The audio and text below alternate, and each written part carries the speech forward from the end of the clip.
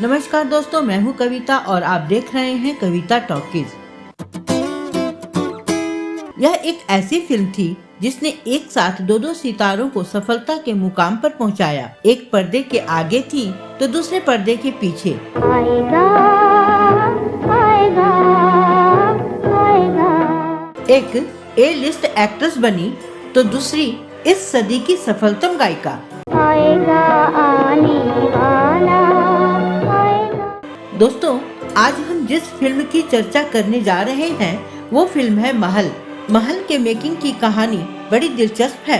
1948 में अशोक कुमार एक hill station पर जीजी बॉय हाउस के पास एक फिल्म की शूटिंग कर रहे थे। उन्होंने आधी रात को एक कार में एक रहस्यमयी महिला की बिना सिर वाली लाश देखी और उनके देखते ही देखते वो लाश जल्द ही घटना स्थल से गायब हो गई। ये बात अशोक कुमार ने अपने नौकरों को बताई। नौकरों ने उनकी बात पर विश्वास नहीं किया और उनको कहा कि आपने जरूर कोई सपना देखा होगा। जब अशोक कुमार पास के थाने में शिकायत दर्ज कराने गए तो एक पुलिस कर्मी ने उन्हें बताया कि 14 साल पहले भी इसी जगह पर इसी तरह की घटना हुई थी। एक महिला की सड़क दुर्घटना में मौत हो गई थी।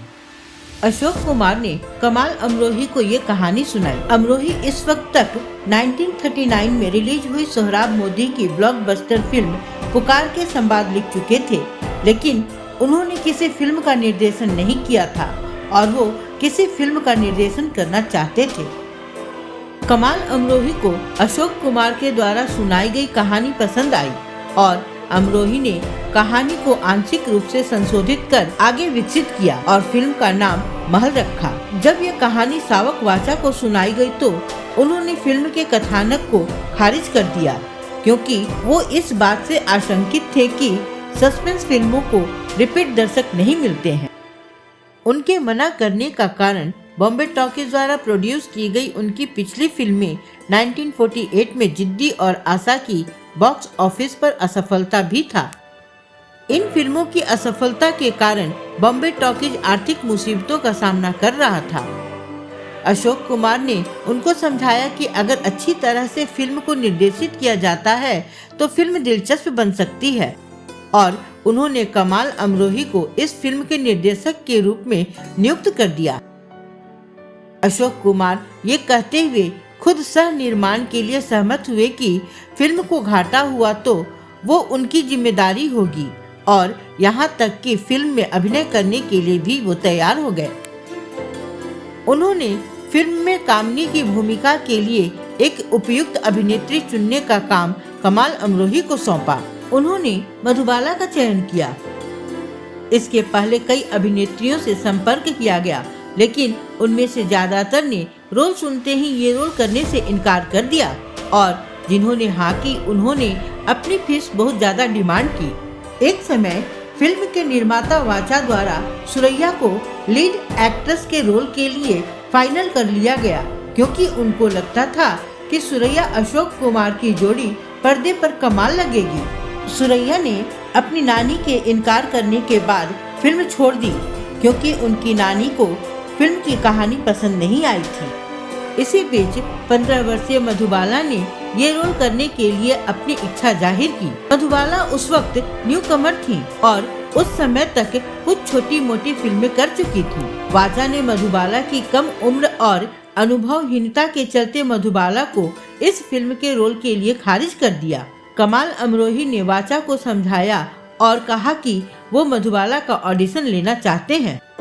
मधुबाला का ऑडिशन लेते वक्त अपनी सुविधानुसार लाइट्स की व्यवस्था की।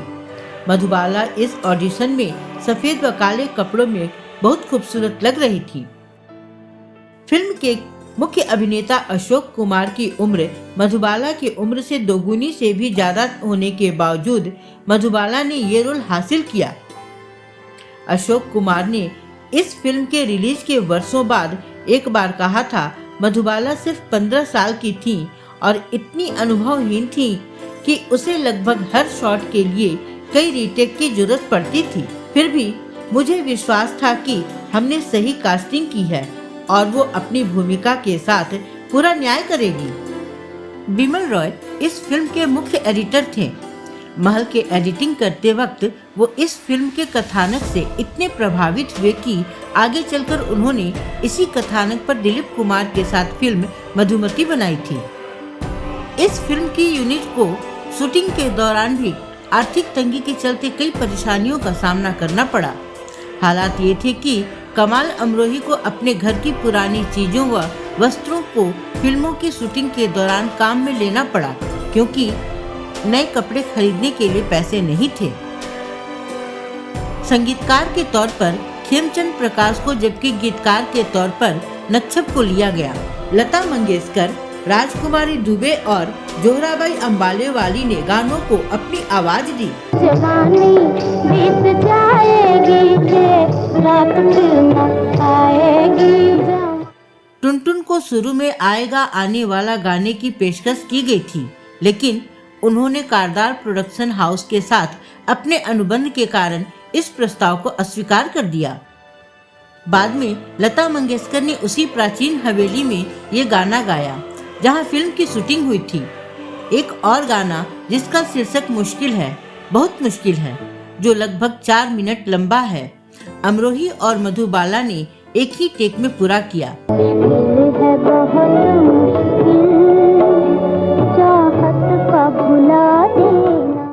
हर किसी के अस्वीकृति के बावजूद अमरोही ने मधुबाला की प्रतिभा को बहुत सम्मान दिया, यह घोषणा करते हुए कि इस फिल्म के साथ ही उनकी असली क्षमताएं सामने आईं। जब खेमचंद प्रकाश ने गीत आएगा आने वाला की धुन बनाई तो इसके बारे में दोनों निर्माताओं की राय अलग थी।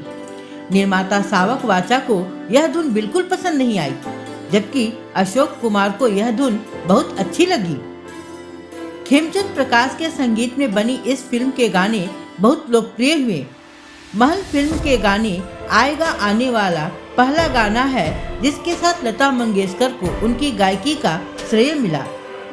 इस गीत आएगा आने वाला में यह असर डालना था कि गाने की आवाज दूर से क्रमशः पास आ रही है।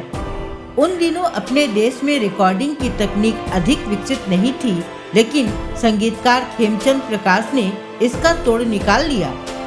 रिकॉर्डिंग स्टूडियो के बीच में माइक रखा गया तथा कमरे के एक कोने से गाते गाते लता मंगेशकर धीरे धीरे चलते हुए माइक के पास पहुंची। इस तरह गीत में वांछित प्रभाव पैदा किया गया। आएगा, आएगा, आएगा। गीत के म्यूजिक रिकॉर्ड में गायिका का नाम कामनी छपा था। दरअसल कामनी फिल्म में नायिका मधुबाला का नाम था। जब फिल्म रिलीज हुई तो यह गीत बेहद मशहूर हो गया। रेडियो पर श्रोताओं के ढेरों पत्र गायिका का नाम जानने के लिए पहुंचने लगे। फलस्वरूप HMV को रेडियो पर जानकारी प्रसारित करनी पड़ी कि इस गीत की गायिका का नाम लता मंगेशकर है। इस तरह लता मंगेशकर इस गाने से स्टार बन गयी। बॉम्बे टॉकीज द्वारा निर्मित फिल्म महल कमाल अमरोही के लिए भी मील का पत्थर साबित हुई। जहां तक पुनर्जन्म का हिंदी फिल्मों से संबंध है तो इस राह पर भी हमारे फिल्मकार महल के बाद चल पड़े। जन्म मरण, आत्मा परमात्मा जैसे रहस्यपूर्ण विषय पर अब हमारे फिल्मकारों की गहरी आस्था बन गई और जिस पर हमारा हिंदी सिनेमा आज तक चल रहा है। महल के बाद में आई फिल्म मधुमती 1958, मिलन 1967, नीलकमल 1968, कर्ज 1980, कुदरत 1981, 20 साल बाद 1962, मेरा साया 1966, अनीता 1967 आदि कुछ रहस्य प्रधान फिल्में थीं जिनमें रोमांच पैदा करने के लिए पुनर्जन्म का आंशिक तड़का लगाया गया था। बहरहाल महल बनकर तैयार हुई और 13 अक्टूबर 1949 को रिलीज हुई। बॉम्बे टॉकीज की पिछली कुछ मूवीज ने बॉक्स ऑफिस पर कुछ खास अच्छा नहीं किया था, इसलिए कई ट्रेड पंडितों ने इस फिल्म के फ्लॉप की भविष्यवाणी की। हालांकि पहले और दूसरे हफ्ते में फिल्म स्लो रही। फिल्म ने तीसरे हफ्ते में रफ्तार पकड़ी और जल्दी ही देश भर में चर्चा का केंद्र बन गई। लोग फिल्म को देखने के लिए सिनेमा घरों में टूट पड़े। एक थिएटर मालिक ने मीडिया से कहा, मैं दोस्तों और जनता की इस फिल्म की टिकट्स की डिमांड से बहुत खुश हूँ।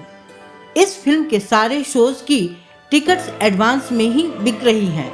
ये हमारे उम्मीदों से परे एक हिट फिल्म है और मुझे लगता है कि यह निश्चित रूप से सिल्वर जुबली हिट बन जाएंगी। लोग इसे बार बार देखना चाह रहे हैं। इस फिल्म ने उस वक्त 1,40,40,00,000 का कारोबार किया था और 1949 की बरसात और अंदाज के बाद तीसरी सबसे ज्यादा कमाई करने वाली फिल्म थी। महल उस दशक की 10वीं सबसे ज्यादा कमाई करने वाली फिल्म रही। ये बॉम्बे टॉकीज की सबसे बड़ी हिट फिल्म बनी। तो दोस्तों, आपको आज का हमारा वीडियो कैसा लगा कमेंट बॉक्स में जरूर बताइएगा और अगर आपके पास इस फिल्म से जुड़ी कोई और जानकारी हो तो वो भी जरूर बताइएगा। तब तक के लिए दीजिए अपनी दोस्त और होस्ट कविता को इजाजत। नमस्कार।